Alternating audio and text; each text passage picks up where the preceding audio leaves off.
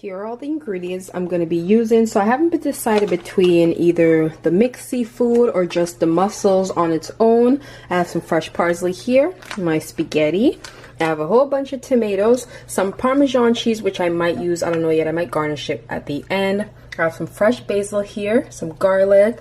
I got a red wine, but you can also use white, but I prefer cooking with the red wine. And I have some extra virgin oil here, and I got my big pot that I'm gonna be cooking in, so we're gonna get this recipe started. First thing we're gonna do is add some olive oil to our pan, and then we're gonna go ahead and add in our garlic. And then we're gonna saute these. We wanna fragrant. We wanna fragrant the oil, so be sure you turn your stove down so it doesn't burn, and just mix it around. I have some fresh Scotch bonnet here, and this is just to add a little bit more flavor to it and a little bit of spice. And you want them to just get toasty. And then after, we're going to go ahead and add our tomatoes.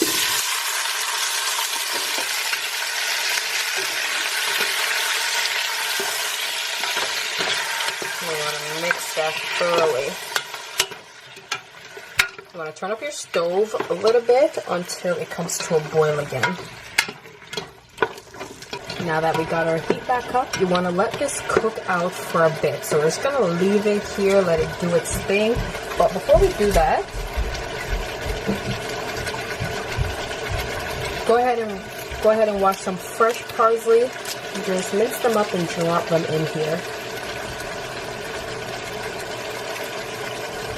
You want to do this with the basil as well. Just mince it up. It's all going to cook out. So it doesn't have to be like super fine.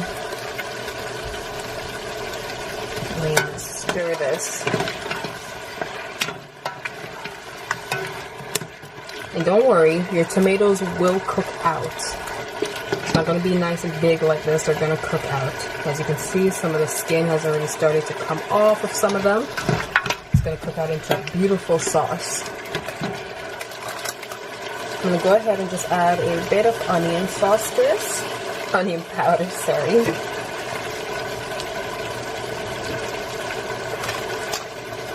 I'm going to add a pinch of black pepper. A big pinch. With your stove on medium-low, you're going to let this cook out.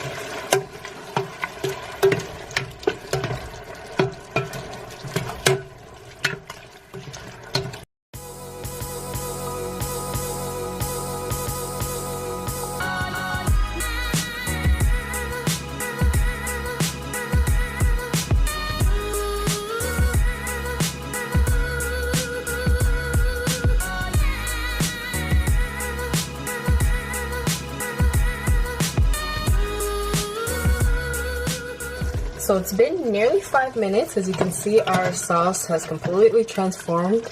Our tomatoes are cooking down nicely. So while that's happening, we're going to move to our pasta area now. And I have some water here that's going to come to a boil. I'm just adding some salt for flavor. We're going to get ready to cook our pastas once this starts boiling. So we're going to go ahead and just add some salt to this. You want to gradually add your salt. And I'm going to add 2 corkscrews of red wine. You can use white wine if you want. You can use cooking wine or the real thing. Right, and then mix that in. And let your sauce cook. It smells really good. It might taste it, it might taste tangy. It's because the sauce is not fully cooked out yet. You gotta make everything cook out, so turn it on low and just give the sauce time.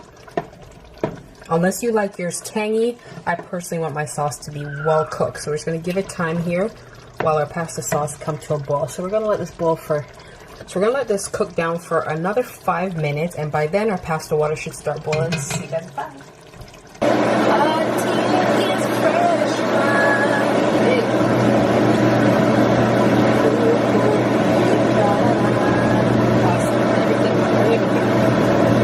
So it's been about another 5 minutes, and look at our sauce. Look how much it has changed. Started to thicken out. Everything has cooked out nicely.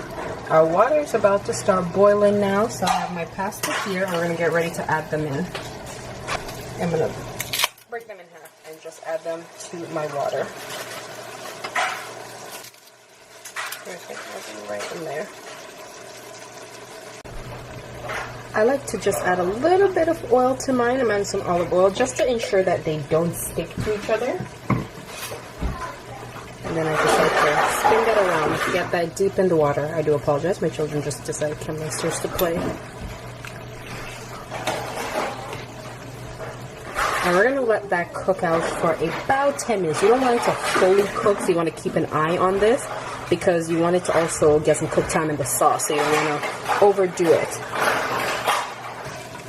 So our sauce is looking good, so we're going to go ahead and add our seafood now. So I mainly just stick with the mussels, but we have a few squid in here and some other stuff. I'll list everything below for you guys, what I put in here. So we're going to go ahead and add this right into our sauce now. And we're going to mix that around. I'm going to add a bit more salt to flavor. Tinge more black pepper. You can add more pepper in this if you want yours super spicy. But I do have children, so I'm cooking for them also. And then I'm going to let this cook down for about another 10 minutes, the same time as the pasta. And then we'll come back.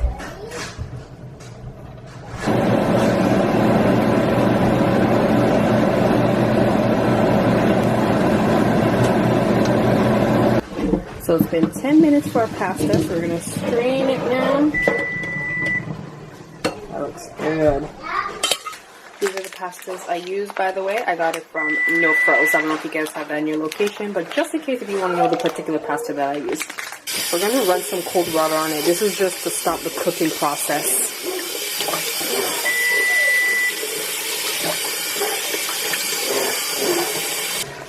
Been 10 minutes for our sauce. So altogether the sauce been cooking for, we'll say, a little bit over 20 minutes, probably like 22, 23 minutes. It tastes delicious. That tangy taste is slowly disappearing. I did add about a medium-sized pinch of sugar to this. It's optional. I was just going for a certain flavor. I filled out a little bit more pepper in here. I kind of want it to be a little bit more spicy, but I think I'll just add that in mine separately from the kids' bowl. So I think it's about ready for the salt. Or you know what, we're just going to give it like 3 more minutes. 3 to 5 more minutes, and then we're going to go ahead and add our spaghetti. It's been an extra 5 minutes, so we're going to go ahead and add our pasta right into there now. And then you want to just mix that right into the sauce.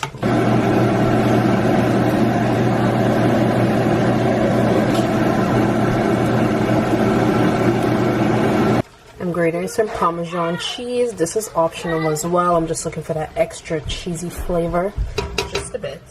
And then you want to just mix that in. And you just want to give this a few minutes in the pot. You just want all these flavors to infuse in your pasta. It's going to be really, really good. To complete this dish now, I have my oven preheated at 350 degrees, and I have a store-bought garlic bread here. You can make your own. There's lots of YouTube videos on that how to. And I'm just going to cut up a few slices of this and toast it and add it right onto my dish. So you want to cut slanted. Cut a few slices and toast them up. Alright you guys, so here is the finished dish. I hope you guys enjoy. It is super delicious, super filling, and it was a lot of fun to make, and actually quite easy once you get the hang of what you're doing. I'm sure this will be one of your go-to dishes, so if you enjoy, please give this video a big thumbs up, subscribe, and I will see you for the next dish.